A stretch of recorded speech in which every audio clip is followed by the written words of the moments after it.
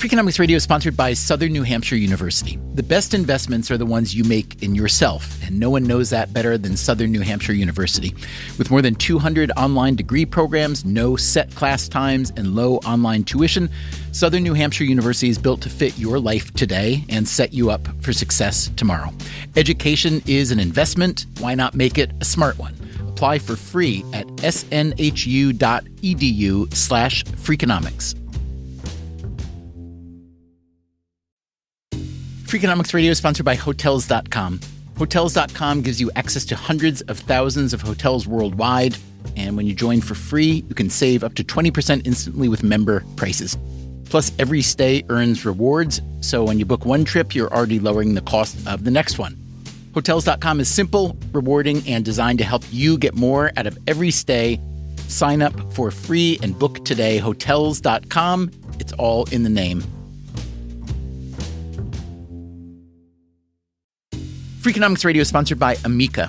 You know what they say, if you want to go fast, go alone. If you want to go far, go together. So go with Amica and get coverage from a mutual insurer that's built for their customers, one that looks after what's important to you together.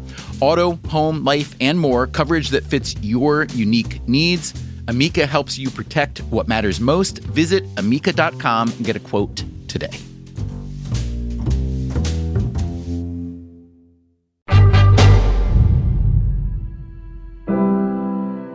When I say the opioid crisis or the opioid epidemic, you probably say, enough already.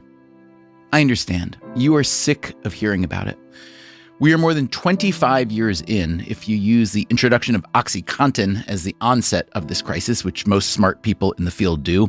OxyContin is a powerful medical pain reliever that its manufacturer, Purdue Pharma, promised would not addict its users the way other opioids can. This was a big deal since many millions of people seek out pain relief, whether intermittently or regularly. But that non-addictive promise, it turned out to be wrong. Addiction to OxyContin and then similar drugs from other pharma firms spiraled into a public health catastrophe. In 2023, 81,000 people in the U.S. died from an opioid overdose, more than 10 times the number in 1999. So the problem has continued to worsen. Many of the current overdoses aren't from prescription drugs like OxyContin, but from black market versions or from other drugs that contain fentanyl. That's another synthetic opioid that began as a medical drug and which is far more powerful than most opioids. Fentanyl has now worked its way into the supply of street drugs in the U.S., most of it smuggled across the Mexican border by American citizens. A great many people, policymakers, medical professionals and regulators, parents, law enforcement, they've all spent the past few decades trying to end the opioid crisis, but without much success. So, as sick as you may be of hearing about it, imagine being the parent of someone who died from fentanyl, or the husband, or the child, although you might not have to imagine. You probably know someone who's experienced this kind of tragedy. It's that common. Last week, in part one of this two-part series, we asked a simple question. Why? Why is the opioid crisis still raging after all these years? There are actually a lot of correct answers to that question. Here's one. So it looks like it's spreading through social networks. Areas of the country that have more Facebook friends, those areas also have more deaths. Sometimes the physical product will spread through networks, and sometimes just the idea, oh, when I was in pain, I got this opioid, and maybe you should try this opioid. That was David Cutler, a health economist at Harvard. We also heard last week from Keith Humphreys, a drug researcher and policy advisor at Stanford. Humphreys thinks that part of the blame goes to advocates who want to make drugs easier to get and want to remove the stigma of drug use. The faith that the advocates had that if you removed all pressure and you removed all shame from, sitting on a park bench using fentanyl, then people would seek out care, proved to be completely incorrect. Today on Freakonomics Radio, a dissenting voice who thinks that shame is a big part of the problem. Sometimes I feel like I'm working in the days of the Salem witch trials. Also, billions of settlement dollars have started to flow from the pharmaceutical firms, although not Purdue Pharma, yet they are still fighting over a bankruptcy plan. How the states are spending that money is not always transparent. Observers say this is not only a moral travesty, it's also a travesty from a data perspective because we're just going to have no sense of how these monies were actually spent. Why is the opioid epidemic still raging? Part 2 begins now.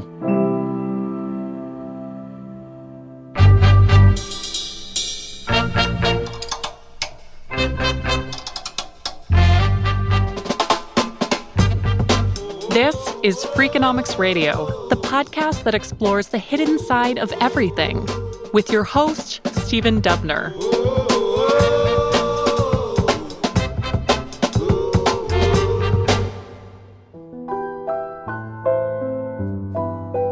Stephen Lloyd is a physician in Nashville, Tennessee. The U.S. has more fatal drug overdoses per capita than any other country in the world. And within the U.S., Tennessee is right near the top, along with West Virginia, the District of Columbia, Delaware, and Louisiana. Lloyd works as an addiction recovery specialist, and he is chair of the Opioid Abatement Council of Tennessee, which helps direct the settlement money that is being dispersed to states. We first spoke with Lloyd several years ago for an earlier series we did on the opioid crisis. Here's what Lloyd was advocating for back then. I think anytime you lessen the stigma associated with addiction, you increase people's opportunity to step out of the shadows and ask for help. So when we got back in touch with Lloyd now, I asked if the stigma has declined. He says no. The opioid crisis has affected everybody from politicians' sons to people who are unhoused. And so you would think that the stigma would be easier to break here, but it just hasn't. I went back and looked to find the first doctor in the United States that described addiction as a disease and not a moral failure. It was actually Benjamin Rush. And he did it before 1776. So we've known for a really long time that this is not a moral failure, but it's still the predominant thought out there right now. I don't know how to break through that. Lloyd is the chief medical officer for a chain of clinics called Cedar Recovery. Most of their funding comes from the federal government. We do outpatient treatment of people with opioid use disorder. I realize this is going to sound flip, but I would guess business is booming, unfortunately, yes? Yeah, sadly. And I'm with you. I hope one of these days to be out of business. But yes, unfortunately, it's growing faster than any of us would like. If I make it till July 8th of this year, I'll be 20 years in recovery myself. Congratulations. You know, a unique spin with not only being a doctor, but a doctor who was addicted earlier in his career to the very drugs that started all this with pain pills and really the drug OxyContin. Does that give you an advantage as a physician in this kind of treatment mode? I sure think so, because I've been there. I've stolen pills out of people's medicine cabinets. I've been dope sick more times than I can shake a stick at. So when somebody comes into me and I can see, you know, they're in withdrawals, it's not something I blow off. Do you tell them about your background and how does that affect your treatment of them? Most of the time they know coming in, but I always lead off with it because one of the hardest things to do is overcome the shame and the stigma. So I just let them know that their doctor's been there and I had to overcome the same things. When you look at what's been happening with opioid abuse and opioid overdose death in the last several years since we first spoke, I never would have predicted it would have continued to rise like it has. What's your best assessment, whether it's opinion or informed by data, of why there's still so much opioid overdose and abuse? I think the last time we talked was 4 or 5 years ago. And I'm with you, but I don't think either one of us saw COVID-19. And COVID really changed the landscape because if you think about addiction and realizing that the solution is community and relationship, it's about connection. And then look at how we treated COVID. And I'm not saying things were done wrong. We were all isolated, right? We were in our homes. We were working from home. We weren't interconnecting. I knew that it was going to kill our folks, and it did. Overdose rates in the South were up between 40 and 50%, any state you looked at. So when you and I first talked, I never saw this. But of course, I didn't see COVID-19. Do you feel it's plateaued? I'm hoping. You know, I work in a lot of states, and so I'm starting to see some evidence of some plateauing. I know that here in Tennessee, it does look like that. But even if we spend our opioid abatement dollars very, very wisely, it'll take at least until the year 2046 to get back to pre-1996 numbers, which is a pretty daunting thought. Those numbers that Lloyd just cited, that overdose death rates in the South were up 40 or 50% during COVID, I was skeptical, so I went and looked up the numbers. Turns out he was actually understating the COVID spike. Overdose deaths in Alabama, Louisiana, and Tennessee were up more like 100% from 2018 to 2021, a doubling during COVID. So this gets me to wanting to ask you about fentanyl. When you were addicted, it was a different scenario, really. Can you talk about the substances now and how that's changed the game? It's so weird you ask me this because I've actually struggled a little bit over the past couple of weeks because my sobriety date's coming up July 8th. And between May and July are usually fairly tough times for me because I go back 20 years and remember where I was. And the thing I realized was that when I was using back in, early 2000s, fentanyl was not a thing. I mean, it was a drug and it was in the hospital and they were using it in surgeries and for cancer patients with patches and sprays, but it wasn't, illicit powder fentanyl that's in absolutely everything now. And it dawned on me that it's very likely towards the end of my using when I had to go to the street to get my supply that I would have run across fentanyl. So the landscape is night and day compared to 2004. It sounds like what you're saying is that if you'd been born 20 years later and lived the same life, you'd have been dead by now. I'd have died. Yeah, then that was the struggle because I recently become a grandparent. I can't help myself but to go there sometimes because 20 years later, you're exactly right. There is a very high likelihood I would have died. I have a really naive question. Because fentanyl is so deadly and because fentanyl is now so common in the illicit drug supply, why is that not enough to diminish demand? Yeah, that's always a good one. And to understand that, you've got to understand a little bit about the brain changes that happen in substance use. Essentially, what happens is you lose access to the frontal lobe of your brain. And the frontal lobe of your brain is only important if you care anything about insight, judgment, and empathy. Okay? And so if you've got somebody that's solely driven by their pleasure center with no override from that, insight, judgment, and empathy standpoint, I think you can pretty clearly see how come fentanyl doesn't matter. Today, we're like, well, we're not going to use that. It'll kill us. But we have fully functioning frontal lobes, and people who are using don't. How much is it that versus, or in addition to the fact that it's just a great wild card in the drug supply? In other words, even if you do know about fentanyl, even if you are aware of its danger, even if you're willing to take a chance once in a while, no one really knows how much of it is in the supply or whether it might be in a given batch.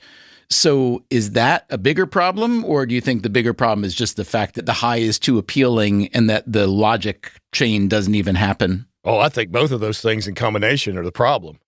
I mean, when I was using, I wanted the next thing that would get me where I needed to be. And if there was something that would get me there quicker or more intensely, that was the goal. Now you couple that with loss of that executive function coming from your frontal lobe of your brain, and you can see, how people get in trouble. This trouble became so severe, so widespread, that states and cities across the country sued the manufacturers of the legal opioids that started the crisis, along with the distributors and consultants who helped promote the drugs. A number of states have now agreed to a $26 billion settlement with 3 large drug distributors and Johnson & Johnson for their roles in the opioids epidemic. CVS and Walgreens paying out $10 billion to settle lawsuits over the opioid crisis. McKinsey & Company is going to pay nearly $600 million for consulting businesses on how to sell more prescription opioid painkillers. Although, as I mentioned earlier, the big one is still unresolved. Today, the Supreme Court will review a $6 billion bankruptcy settlement between Purdue Pharma, the maker of OxyContin, and the victims and communities ravaged by the opioid crisis. Coming up after the break, how will these billions be used? And what is it going to accomplish? I'm Stephen Dubner. This is Freakonomics Radio. We will be right back.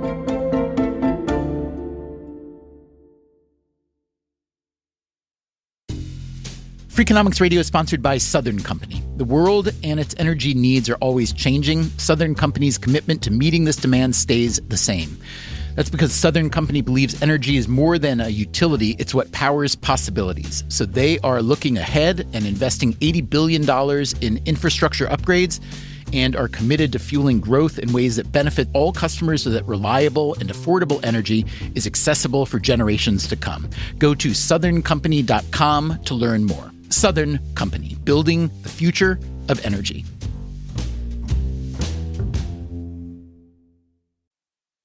Freakonomics Radio is sponsored by Range Rover Sport, a vehicle that blends power, poise, and performance.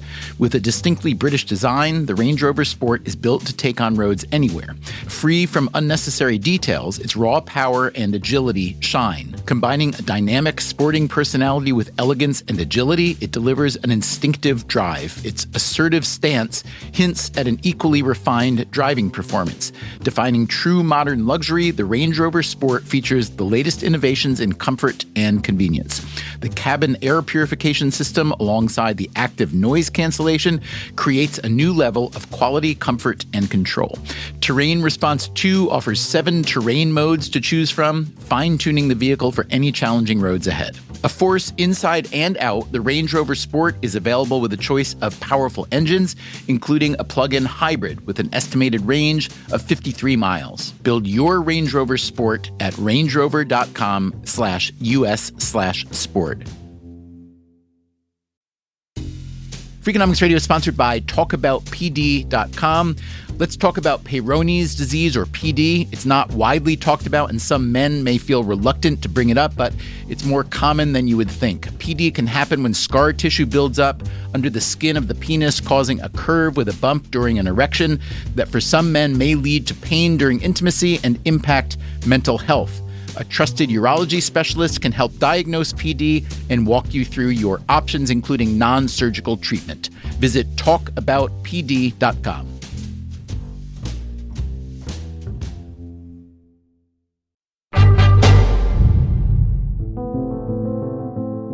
There have been a lot of bad actors in the opioid crisis. The most widely vilified is Purdue Pharma, the private drug maker largely owned by the Sackler family, which made and sold the pain medication OxyContin under the false premise that it was less addictive than other opioids.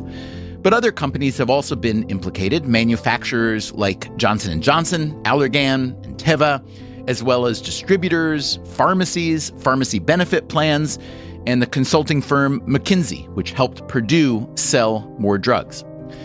All this has prompted thousands of lawsuits, some of them ongoing, but many already settled. These settlements will direct around $55 billion to the states to be distributed over the next 18 years. The Sackler family's bankruptcy settlement could add another $6 billion to the settlement pool. Most of the settlements require the states to spend 85% of the money to directly address the opioid crisis. This money has to go for certain things. You can't just use it to balance your budget in your state or build roads and highways. That, again, is Stephen Lloyd, the Tennessee physician who chairs his state's Opioid Abatement Council. And so we've got an actual chance at this one actually making a difference for what it was intended to. Can you talk about the process in Tennessee? How much is the money flowing so far and where it's being applied? Oh, it's flowing, thank goodness, Stephen. I'm really proud of that. So Tennessee took 15% of their money from the fund administrator. It goes to our General Assembly. The politicians can spend it on what they want to. Okay, so 15% is essentially slush fund. That's not directly for opioids. Yeah, you said that, not me. Okay, fair enough. And then another 15% went to, Tennessee has 95 counties, so another 15% went directly to those counties based on a formula that was agreed upon, population and problem. So they can actually use that for anything they want. So that's 30% of the money. But that second 15%, the share was derived from the amount of opioid trouble in that county, though, or no? That's exactly right. But even so, it's non-directed funds. I can use it however I want. You can hire a dog catcher if you want. Got it. And then the remaining 70%, the General Assembly and our governor in Tennessee set up an independent council that has decision-making authority made up of 15 people appointed by our governor, our Speaker of the House, and our lieutenant governor. And they will decide how that 70% is spent. Now, 35% of that 70% goes back to the counties again based on that same formula from last time, only this time it has to go from something called the remediation list. And the remediation list, Stephen, is basically an abatement plan, and we will hold them accountable. So Tennessee has had 2 distributions to that one already, both of them in excess of $30 million that went to those individual counties. Now, that's 35% of the 70. The remaining 65% of the 70 was made available through a competitive grant process, which we just finished up the first round. Give me a list of some things where that money is going. Well, there's 4 big buckets out there: prevention, education, treatment, and something called harm reduction. So how do you break that money up in each of those individual buckets and those strategies to get to the goal that you want, which is actually shrink the number of people who use drugs? And I think that is the challenge, and that is the ball that I see being dropped right now. They said, well, how did you decide how much went in each of the 4 buckets in Tennessee? And I said, well, we use something called the SWAG method, scientific wild-ass guess. Lloyd would like to replace that guesswork with something more reliable. He is a member of a consortium called the Helios Alliance, which uses data science to try to learn which interventions are most effective and most cost-effective. You start looking at this money as it comes in. How do you allocate it to the individual strategies to get to a result that you're trying to look for? Because if you just stick it out there, Stephen, and you measure it on the back end, how do you know if you're even successful? Based on what he's learned so far, Lloyd says that of the 4 buckets, prevention, education, treatment, and harm reduction, prevention offers the best return on investment. For every $1 that you invest in prevention with opioids, it's an $11 downstream savings. Nothing's even close to that. Treatment's like 1 to 4. What about education? Education, I would put as part of treatment. Education is going to break down the barriers to people getting into treatment. And what about harm reduction? Harm reduction is simply keeping people alive. And I'm not sure what the return on investment dollar is, because right now, if Stephen Dubner overdoses and we take you to the hospital here at Vanderbilt, you're going to be in there until they get you stable, and then you're going to hit the door. And there's a good chance that you're going to overdose again the same afternoon and be right back in there. That happens all the time. So you're spending a lot of harm reduction dollars, but a lot of times you're spending it on the same people, just rotating in and out of emergency departments after the overdose. And that's where we need to look at the system of care that your patient steps into. So some of the ideas, let me give you a good one. University of Tennessee, Knoxville has an emergency department program where if you come in and you've overdosed, as soon as they get you stable, they'll call a peer, somebody who's had this problem themselves. They'll come down and talk to you and link you up to treatment right out of the emergency department. Those are the kind of things that I'm talking about. One of the things I see that dismays me is that a lot of people in this space are only interested in their part of it. I'm part of the treatment world myself. The reality is, when it comes to addiction, I'm a prevention guy, because I think it's the only way that we move the needle going forward. But what if I hear you give this pitch about these 4 buckets, and then I hear that the return on investment of prevention is $1 spent, you get $11 on return, and that easily beats all the rest? I say to you, oh, that's fantastic. Let's not worry about the other stuff. Let's put it all in prevention. What would you say to that? Well, I would think I was talking to somebody other than Stephen Dubner, first of all, because now you're talking about letting people die. And I hope I never get to that point in my career, because that argument has been made. And here's the problem with letting people die. They leave people behind, and a lot of times they're kids. And if you look at the drivers of addiction as being genetics, trauma, and opportunity, you're really not going to be able to kill your way out of this because of what's left behind. So I have made the argument forever that the first step in prevention is treatment of mom and dad. And I think I can make that argument stick. Almost all of medicine is harm reduction. We don't cure diabetes, right? We treat it to prevent the sequela, heart attacks and strokes. But it's hard to get people to see that when it comes to substance use disorder. In 2004, if somebody had said, Steve, you have this addiction to OxyContin, and so what we're going to do, we're just going to give you OxyContin, all you want, until you've had enough, okay, I would have died.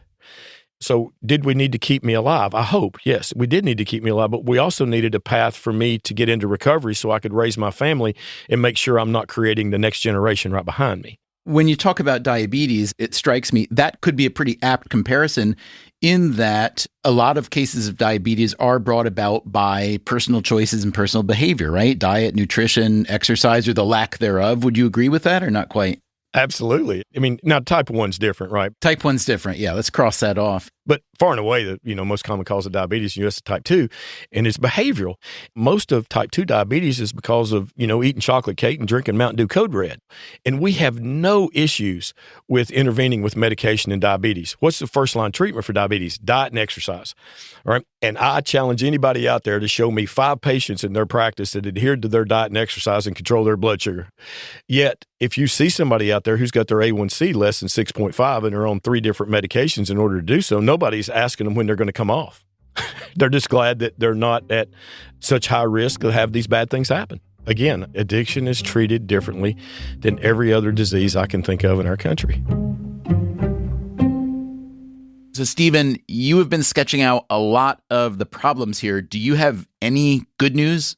If you're listening to this and you want to know what's going on with the money in your county, then you need to get involved and you need to make your voice heard, particularly if you have lived experience. And so I think there is good news, Stephen, and I think there's people out there that are starting to listen to some of the things that we're talking about. When that happens, when it happens on a big enough scale, then I think we have a chance at tying some systems together that have a chance to become a system of care over the next 2 to 3 decades. How do you suggest people get involved? Starts at the local level. A lot of this money is going directly to the counties. As I described to you, I guarantee you that the mayor of your county or the city commission or county commission where you live, they know they got a big check. Okay, it came as a wire transfer. Ask them what they're doing with it. Ask them what the process is and how to spend it. There's also a way to track the $55 billion in settlement money, or at least try to track it. That is thanks to this person. My name is Christine Min Hee. I am the founder of OpioidSettlementTracker.com.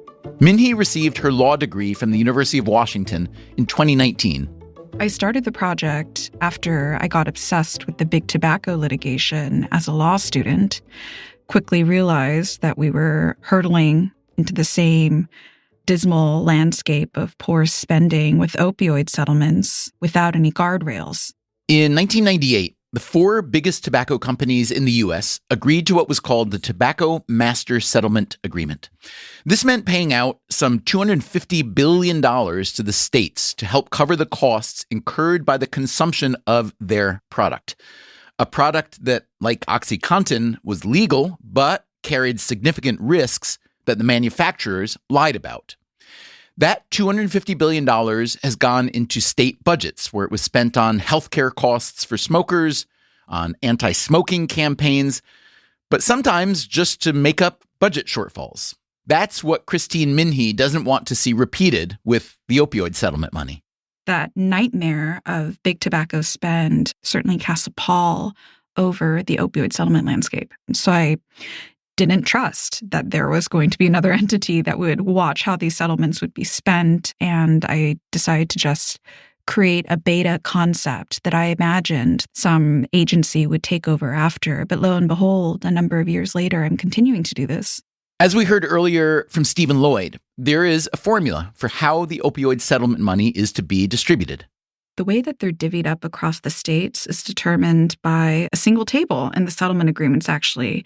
And this global allocation percentage table is derived by using a formula that uses 3 factors: how many pills were shipped to a particular jurisdiction, how many folks have died from an opioid use disorder-related overdose, and how many folks are currently suffering from OUD within a particular jurisdiction. But once you get past that formula, Min Hee found, there wasn't much in the way of accountability of how the money would be spent.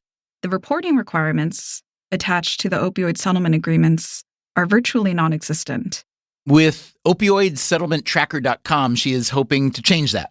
So far, 20 states do voluntarily report all their settlement spending. Others, including Tennessee, are reporting some of their spending, but some don't make any information public. Texas has decided not to report its specific expenditures. We have no official state promulgated proof of spend for Texas's $2.8 billion. And that is a travesty for all of the million moral reasons that I can input. But it's also a travesty from a data perspective because we're waltzing into this landscape where we're just going to have no sense of how these monies were actually spent or whether or not they're moving the needle on public health. You keep distributing money to the same things that you've been distributing for the last 20 years that have led you here. Stephen Lloyd again.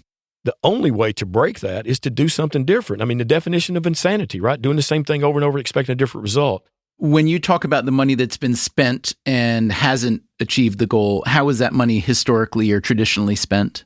It comes in from the federal government, usually in block grant through its state department of mental health or substance abuse or whatever their equivalent is, and then they dole it out to their organizations who are carrying out programs in their state. And my issue with that, and I'm not knocking the work that's being done, there's a lot of people doing really, really good work. I want to see meaningful outcomes, not how many people we were able to do a physical exam on in 24 hours. Is that important? Yes. Do I care? No, I don't care. What I care about is how many of those people went through the program and when they got out were able to sustain their recovery. How many of them got back into their jobs? How many of them got a new job? How many of them were able to provide for their family? I want meaningful data. Just like we would for heart attack. If you put a stent in somebody, say, oh, we got a stent in there and the flow was great, and 2 days later they died of a heart attack. Okay, if you just measured the flow and said that's a success, I would tell you that was a failure. So it sounds like there is a greater than zero chance that if we were talking 15 or 18 years from now, that someone, maybe you, would have the same complaints about how the money has been spent that you've had about how the money has been spent, for instance, in West Virginia over the past 20 years. What do you think are the odds of that? It's my nightmare. I mean, not very many things keep me up at night anymore. This one keeps me up at night because I'm scared that we're going to blow it. So when I speak with you, Stephen, I get this sense that addiction is sort of a language that if you don't speak it, you don't speak it. And that's a problem because you need people who don't speak the language to be involved in, let's say, the treatment or the teaching of that language. If you have policymakers that don't speak the language and don't understand what I just said, think of some of the things that you can come out of this with. I mean, policy that's harmful. So, what kind of policies won't be harmful? That's after the break. I'm Stephen Dubner, and this is Freakonomics Radio.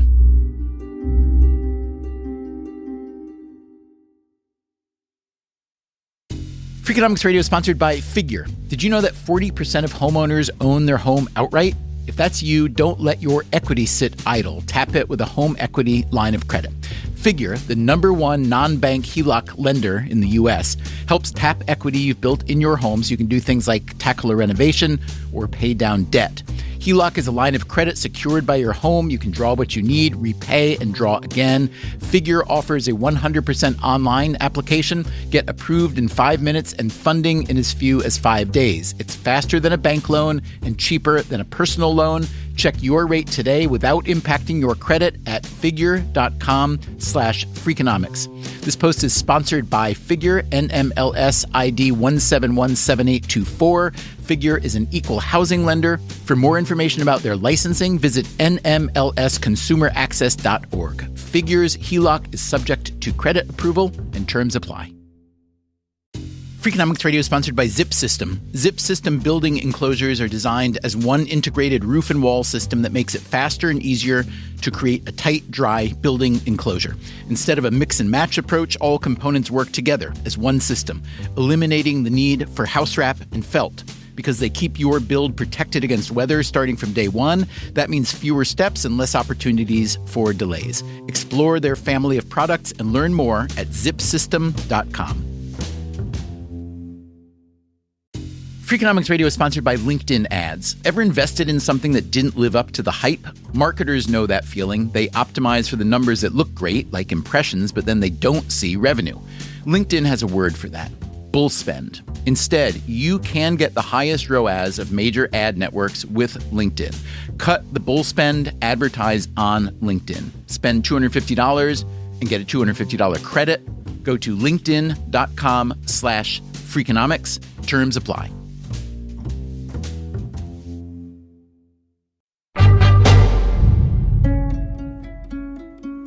The United States has the highest rate of drug overdose deaths in the world.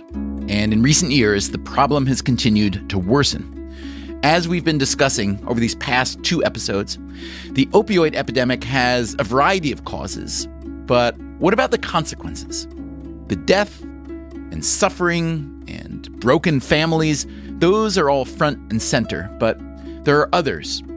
Because this crisis originated with the legal medical distribution of an addictive substance, the medical community especially has fought back hard. Everyone now admits that opioids were wildly overprescribed for a long time, and since 2010, the rate of opioid prescription has fallen by at least 50%. The system has made it significantly harder to get certain drugs. But this, too, has had a cost. A lot of people who need these drugs for pain management aren't able to get them.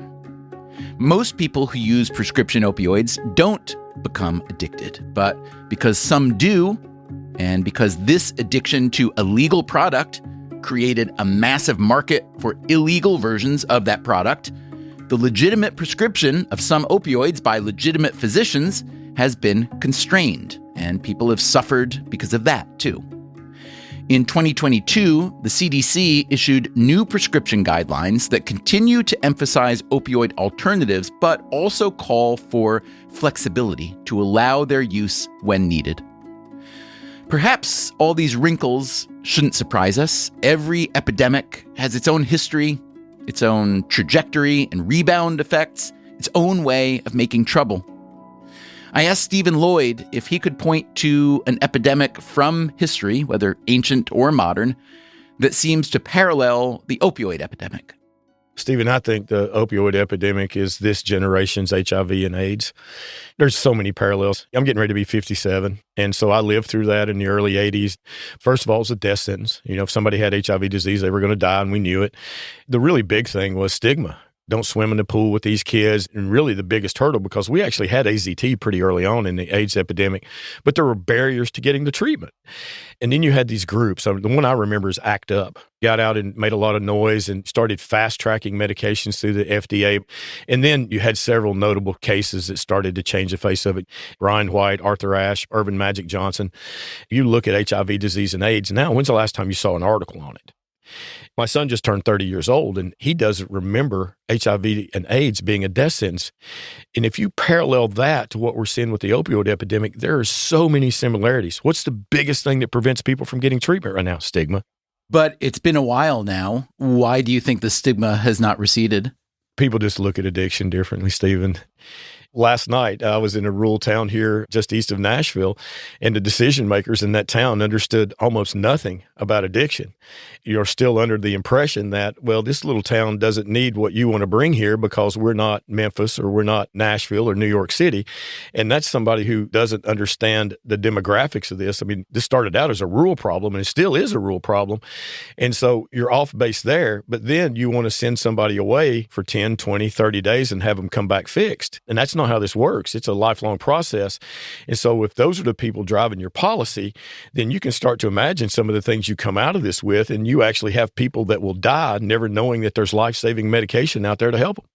Sometimes I feel like I'm working in the days of the Salem witch trials because we know so much about addiction now. We know things that are effective. We know medications that are effective.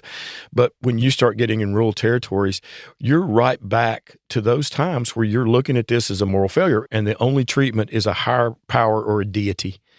I ran into it last night in front of that zoning commission and I couldn't overcome it. I lost. You said you couldn't get them to buy what you were selling. What were you selling in that case? I was trying to show them the fact that addiction is like any other medical disease that deserves the same opportunities for treatment. That's it. Were you proposing a facility? Were you proposing facilities that did everything, behavioral health counseling, mental health issues, getting at family of origin issues, all the stuff that goes around addiction, like housing, stable food source, income, and then for the population that needs it, medication. And when you start talking medication, particularly in rural areas, the thing that plops out right off the bat, oh, you're just trading one drug for another. That's it. They seem to not understand that we're going to save lives. And if I'm completely honest, the biggest drawback that I have in the states I work in is the church. Because the church has a kind of bright line over use, don't use? Absolutely. If you pray enough and you walk enough little old ladies across the street, then you won't have this issue. One of the arguments last night is, and these are their words, not mine, because I don't use these words, but we're going to bring drug addicts in here. Well, I've been working in that particular town for a good while, and I can promise you they're already there. This is a paraphrase of you describing how the Helios model works. The idea is to use statistical modeling and artificial intelligence to simulate the opioid crisis, predict which programs will save the most lives, and help local officials to decide the best use of settlement dollars. It sounds good, but I could also see someone hearing that and saying, oh, that just sounds like consultants getting their piece of this. And it doesn't sound close enough to the ground to me. It doesn't sound like it's going to physically address the actuality of this epidemic. What would you say to that suspicion? First of all, I've never been accused of being a consultant, and I'm certainly not McKinsey material. It's what I see. And I saw it when we model the cases, because my job in the cases was to show causation, right? To draw a direct line from the mispromotion of the drug OxyContin to today's heroin and fentanyl epidemic. That's my job.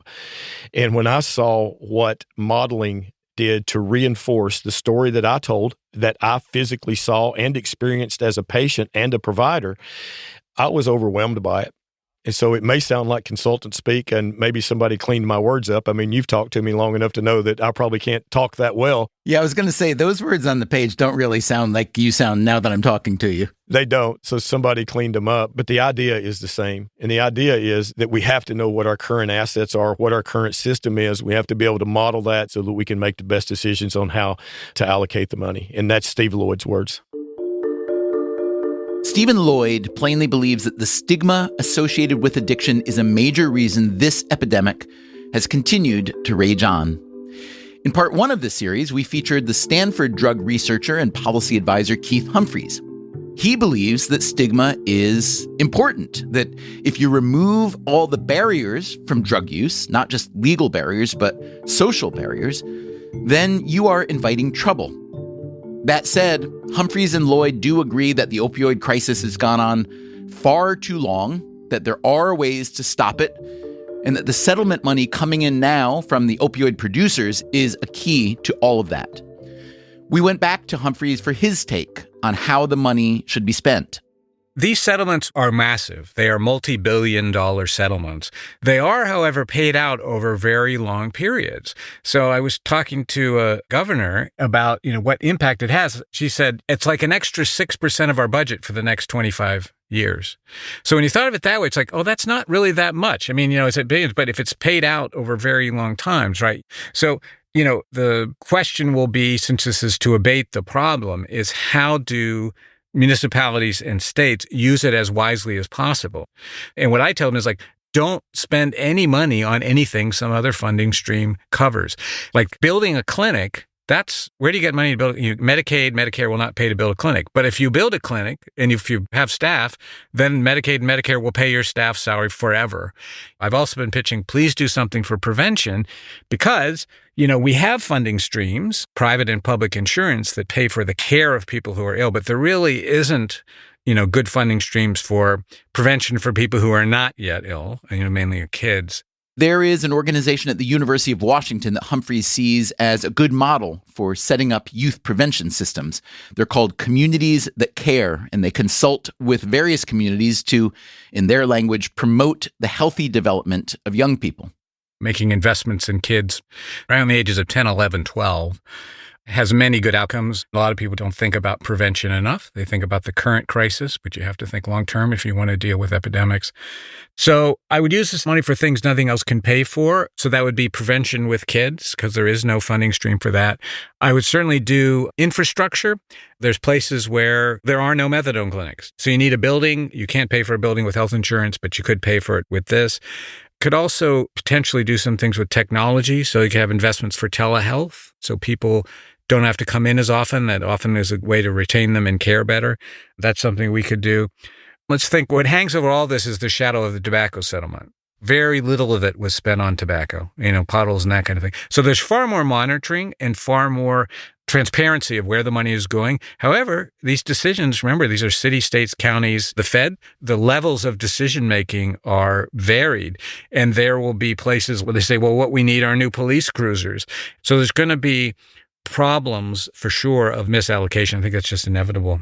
You wrote in 2019, if no Sacklers end up behind bars, an entire class of people will continue to feel that writing a check is the worst thing that will happen to them no matter what they do.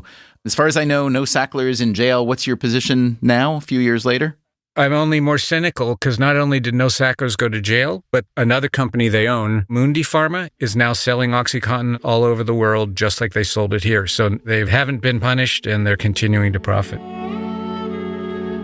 Mundi Pharma, headquartered in England, is indeed owned by members of the Sackler family, although they may be required to dispose of it as part of Purdue Pharma's bankruptcy settlement. So what happens next? Does the opioid crisis spread to other parts of the world? Does the U.S. create a successful playbook to fight the crisis here? I hope these are the questions that people in power are asking themselves right now. I also hope that we don't find ourselves back here in another 5 years making yet another episode about this epidemic. I'd like to thank Stephen Lloyd, Keith Humphreys, Christine Minhee, and last week David Cutler and Travis Donahoe for speaking with us. And most of all, I'd like to thank you, as always, for listening. Let us know what you're thinking. Our email is radio@freakonomics.com. Coming up next time on the show. So this is an amazing story. Tom Whitwell is a bit like Superman, mild-mannered, toiling away at his work, mostly hidden from the world. But once a year, he emerges with a list of the 52 things he's learned that year. For instance, fondue was invented by the cheese industry. Some of these things are true things that we didn't know to be true. The basic story was the NHS uses 10% of remaining pages. And some are things we've been told are true that quite likely aren't. The whole idea of blue zones, for instance. That's next time on the show. Until then, take care of yourself. And if you can, someone else too. Freakonomics Radio is produced by Stitcher and Renbud Radio. You can find our entire archive on any podcast app, also at Freakonomics.com, where we publish transcripts and show notes. This episode was produced by Alina Kuhlman and Zach Lipinski.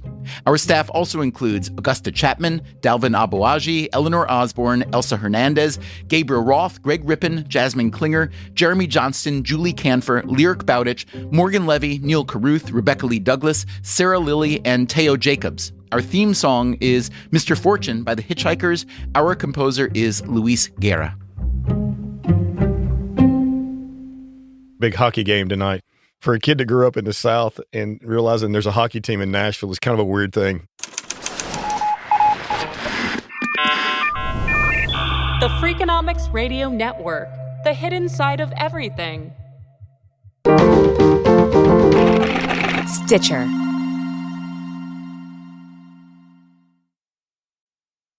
Freakonomics Radio is sponsored by Ozempic.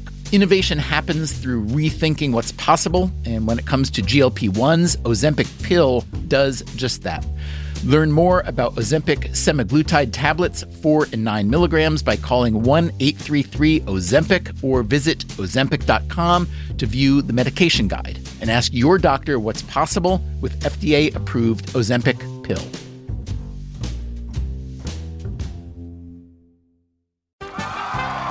Welcome back to Should I See a Doctor? Contestant, you're camping when a rash appears on your leg. Do you A, ignore it, B, frantically search the internet, or C, use telehealth through Walmart? Telehealth through Walmart? Who knew? Oh, I'm going to say C, Walmart. Correct. Walmart can connect you with 24/7 virtual medical care. You genius, you. Well, I can fold a fitted sheet. Walmart. Who knew? Telehealth services offered by third-party providers. Restrictions and fees may apply. Nothing beats tradition, like weekly game nights at Mom's house. And Tostitos, crafted with masa made the traditional way, starting with whole corn kernels, with flavors worth gathering around, like a hint of lime and Mexican street corn, and no artificial colors, flavors, or preservatives. That's the Tostitos way. Bring Tostitos to your next game night, and you'll be winning either way. Tostitos, tradition matters.